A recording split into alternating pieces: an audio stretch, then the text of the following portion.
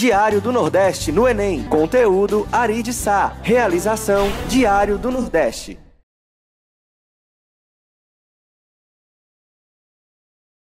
Olá, queridos alunos, webnautas. Hoje nós estamos aqui para comentar a questão de número 19 do fascículo de Ciência da Natureza. E enquanto nós faremos a leitura da questão, eu queria que você se atentasse a algumas informações que são imprescindíveis para a compreensão e resolução da questão.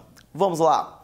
Questão 19 diz assim: a descoberta de que certas proteínas, os prions, podiam ser agentes infecciosos, como por exemplo no caso da doença da vaca louca, uma encefalopatia espongiforme, abalou o conceito clássico de que só micro-organismos pudessem realizar tal façanha. Foram utilizadas 5 amostras, cada uma contendo um tipo de agente infectante, sendo 2 espécies de bactérias, 2 espécies de vírus e um prion, que foram submetidas a altas doses de radiação. Os resultados estão apresentados no gráfico abaixo.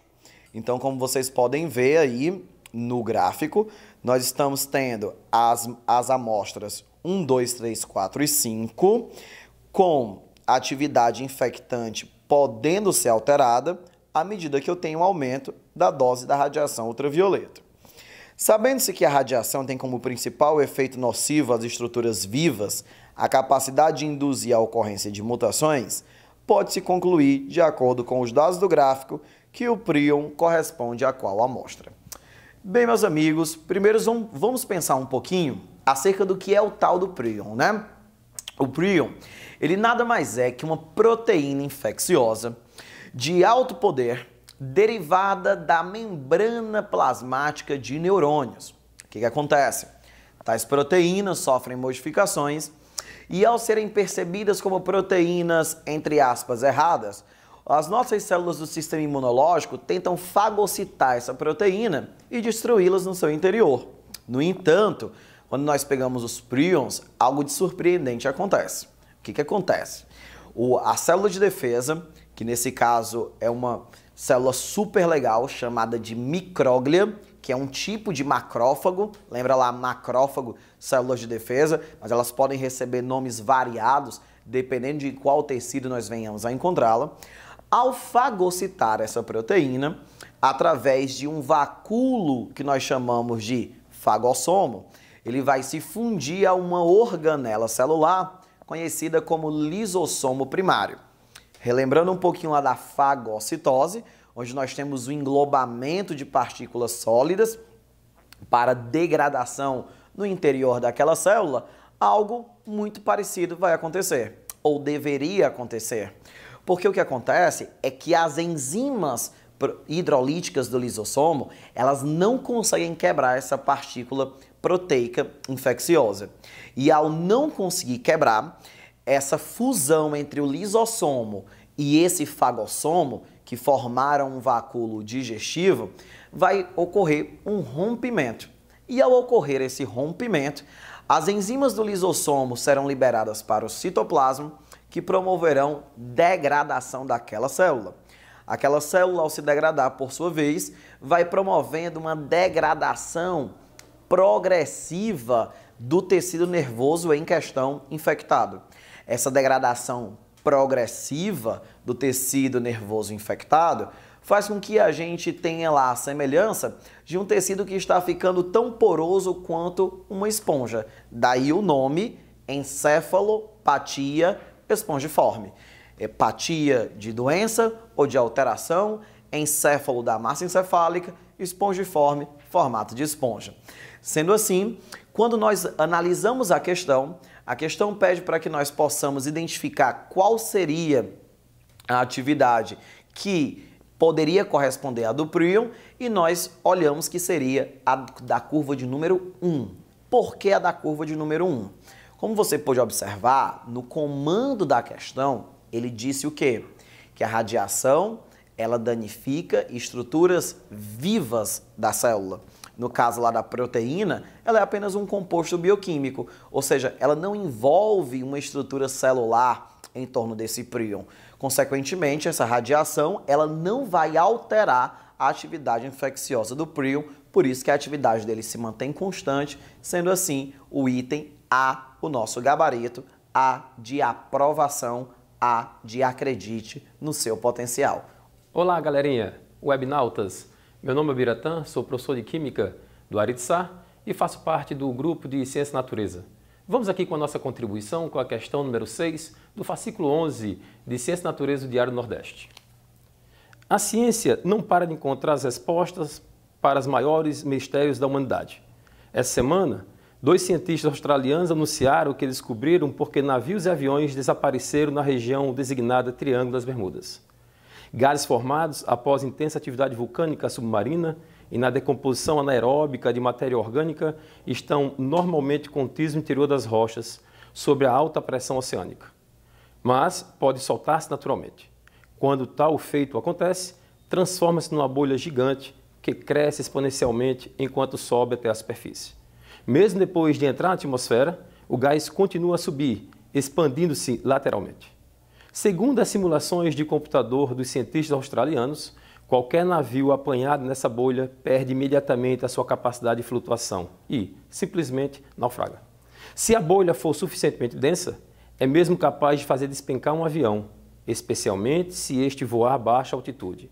O metano faz o aparelho perder a sustentação e provocar danos nos motores. Nestas circunstâncias, a aeronave cai no oceano e afunda-se rapidamente. Pode-se inferir que o principal gás responsável por tal fenômeno é o... Bem, no enunciado da questão, devemos começar mesmo com o comando, o último parágrafo.